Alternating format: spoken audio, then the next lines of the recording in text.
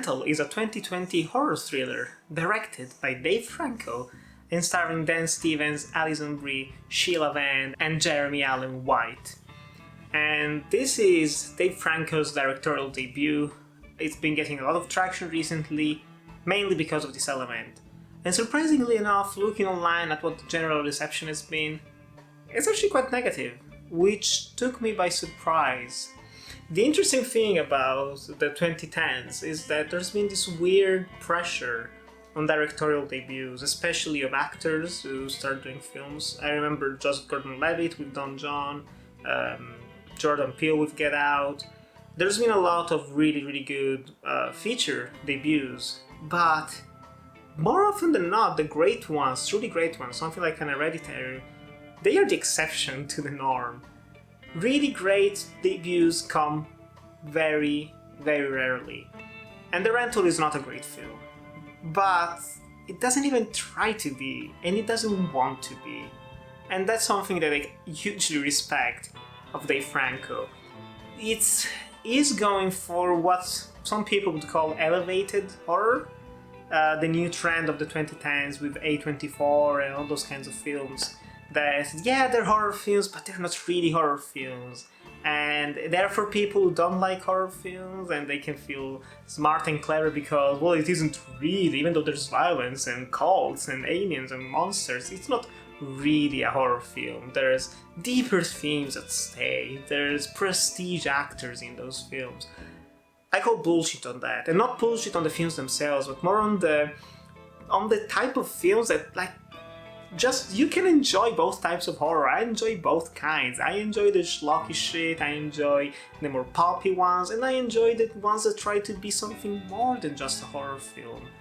But it seems like nowadays you can't get a really normal, just genre piece without people shitting on it for not being about something higher or bigger than it actually is. And that's what I really enjoyed about The Rental. Dave Franco wanted to try his hands at directing a feature film. He was like, okay, small story, small cast, one location, let's do this. And he did a really good job. I think he shows great skill as a director. He's got shot composition that's really terrific, great sense of dread and build up and tension throughout the film. He gets really solid performances from the entire cast. There's not a single wasted actor in this one. They all do a fantastic job. In terms of visuals, in terms of soundtrack, he does some really good choices. And even in the editing, there's some moments here where he cuts where you don't expect it to, and that's effective. He definitely knows what works and what doesn't. And again, I respect that he didn't want to do something. He tried to do something, an elevated horror film, because it doesn't embrace the horror element up until the very end. But he was more interested in the characters, in the tension building between the characters themselves and then with what's surrounding them. And it works. So this tale of two couples who go on a retreat in this wonderful villa that they just rented, and they think like they're being spied on, and maybe there's cameras hidden around, and ooh, is there someone in the woods? Who knows? It's a horror film, but it isn't really. Again, elevated horror, it's fine, it's a simple story, but it's the execution that mattered. And thanks to the solid performances from the cast, thanks to, honestly, I did find it pretty tense in the final 20-25 minutes, I think he did a good job. He did a really good job. I think it's a film worth watching. Don't go in expecting a straight horror film, but neither go in expecting, I don't know, just a drama or whatever. It's a film. It's enjoyable. It's a good time. Really worth it if you do like the cast members. They all do a great job, as I've said. And honestly, one of the most inventive things in the film was the end credits, how they started. That was great.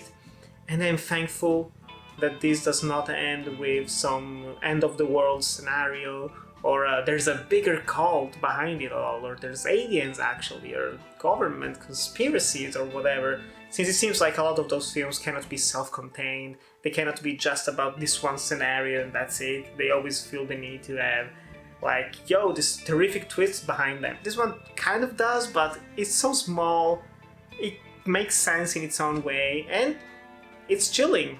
I felt the chills. So I highly recommend The Rental. I mean, highly is probably too much, but it's a good time. It's a good time. It's been needlessly shat on. It doesn't deserve it. It's a solid debut, and honestly, if I made something like this for my feature debut, I'd be more than proud. And Dave, you should be proud, because this was really good. But still, guys, if you watched The Rental, what did you think about it? And what do you think about the whole elevated horror phenomenon? Tell me in the comments below. Thanks so much to like, comment, subscribe, and I'll see you in the next video.